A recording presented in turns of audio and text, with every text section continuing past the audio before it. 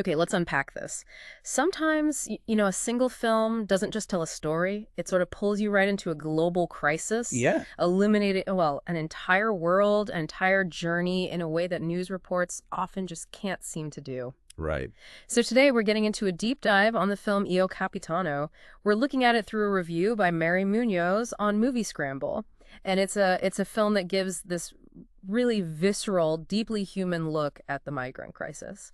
And what's fascinating reading this review is how it really highlights the film's success in, well, humanizing an issue that can often feel so abstract, maybe remote. It really challenges us, I think, to move beyond the headlines and, understand the brutal depths and the very personal realities of migration. Absolutely. And the director is Matteo Garrone. Maybe you remember him from Gomorrah back in 2008, that really intense film about the Neapolitan mafia. Oh, yeah, powerful stuff. Right. So with Io Capitano, he's tackling this issue that, well, it keeps causing huge divisions in Italian politics. Even though Italy itself, for a lot of the film, it's just kind of a shadow on the horizon. It's just a goal, yeah. So our journey with the film, it starts in Dakar, Senegal. We meet these two young cousins, Seydou, that's Seydou, Sar, and Moussa, played by Mustafa Fall. And they've been secretly taking odd jobs, lying to their moms, basically scraping cash together. Right. Their whole focus is this dream, this almost naive but really powerful dream of what they imagine as, Italian paradise. And the review, it immediately jumps on the stakes here, the sheer weight of it. Yeah. Because they're warned, explicitly warned, the journey is littered with the bodies of those who went before them. Yeah. But they're undeterred. And it just makes you ask, what on earth fuels that level of desperation, where these awful warnings just aren't enough? It's incredible, isn't it? It speaks to something really profound, like a perceived lack of any other option so severe that the unthinkable just becomes the only path they see. That's really the core thing the film unpacks so well, I think. It feels like it's not just desperation, but also this kind of blinding, maybe naive hope for something better. Yeah, a powerful hope. Even if it means facing these Wait. excruciating realities ahead. And the film, it doesn't flinch. It shows the excruciating nature of the journey. We see the stages crossing the Sahara, making it to Libya, which is its own kind of hell, and then that incredibly treacherous ocean crossing to Italy. It's just relentless. And Garrone, the director, and Paolo Carnera, the cinematographer, they really make you feel it visually. It's not just told, it's shown. The sand, the dust, the heat. It feels suffocating, actually. They use these huge sweeping shots, the Golden Dunes, and migrants are just these tiny dots on the landscape. Yeah, it emphasizes how small they are. Exactly, their vulnerability. And then the boat scene across the Mediterranean, it's just a small white wedge in amongst swaths of azure blue, like a tiny speck in this vast, indifferent ocean. It's quite something. And all the while, the dangers are constant, nonstop. They're warned you'll be robbed, abandoned, worse. And the film just shows it happening, warning after warning, proving devastatingly accurate. You really feel this chilling fear for them, these, keen but incredibly naive 16-year-olds. Yeah, they're just, tragically, they're easy marks, aren't they, for these completely unscrupulous people traffickers. Yeah, okay, amidst all that horror, what really connects you, what pulls you deepest into the crisis, I think, are the performances. Oh, absolutely. Seydou, Sar, and Mustafa Fall. The review calls them utterly compelling, and they really are. They draw you in with that initial hope, that enthusiasm, and their chemistry together feels so easy and natural. You just root for them. You do. And their performances, they're so effective that honestly, you feel every bit as weary and desperate as they do as things get worse and worse. Right. And it's this powerful paradox, isn't it? Because they are victims, clearly victims of this grossly exploitative system. Yeah. But their will to survive, just for themselves, for each other. No. The review says it's never broken. And that resilience, it's just astonishing to watch. Sar, especially Seydou Sar, he has the most incredible eyes. They just lay bare everything his character is feeling.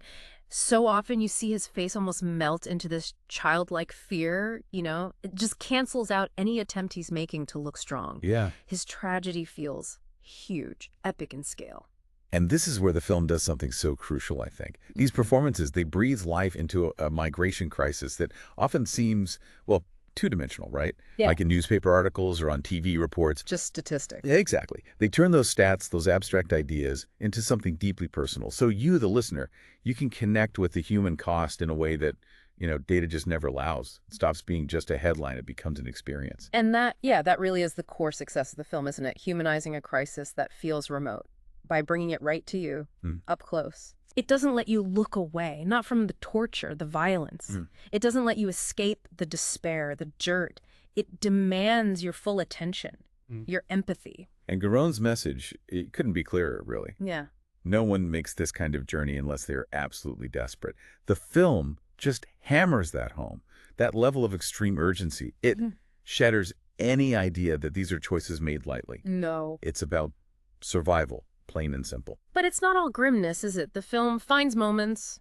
It cherishes these small acts of kindness. Right, those little glimmers. Yeah, like a close-up of a motherly hand on Seydou's face, or someone acting with a fatherly protectiveness, little moments of help directions, maybe some water, medical care, just emotional support between the migrants themselves. And there are even these really beautiful, kind of surreal, dreamlike sequences. So those were striking. Yeah, they really highlight Seydou's deep yearning for care, for affection, almost like an escape hatch from the brutal reality. So if we kind of pull back from just the story of Seydou and Moussa for a second, the film's bigger goal, it seems to go beyond just, tugging at some heartstrings and winning some awards. Right, it's more than that. It feels like it wants to highlight a very real, very universal issue. It pushes you, I think, to think beyond these two specific boys and see the bigger picture. The global forces, the human desires driving these journeys everywhere. And it definitely doesn't shy away from showing the specific brutal realities it wants us to face, like the Maltese and Italian coast guards who just don't answer the distress calls from Seydou's boat. Yeah, the indifference. Or the traffickers just piling up dead bodies because they can't be exploited for any more money.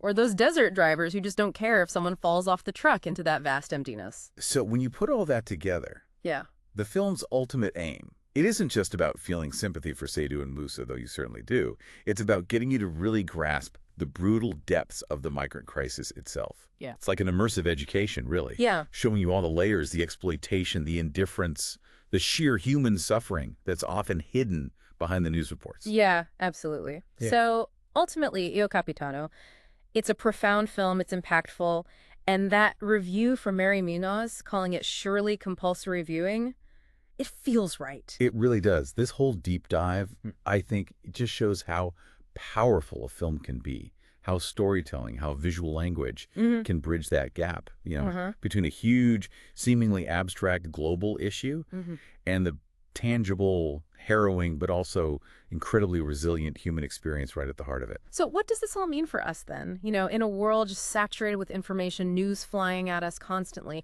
if a movie like this is called compulsory viewing, to understand the reality of a crisis, well, what does that say about how we usually consume news? Yeah, that's a great question. And maybe where do we need to turn, perhaps, for that deeper, more empathetic understanding? Something to think about.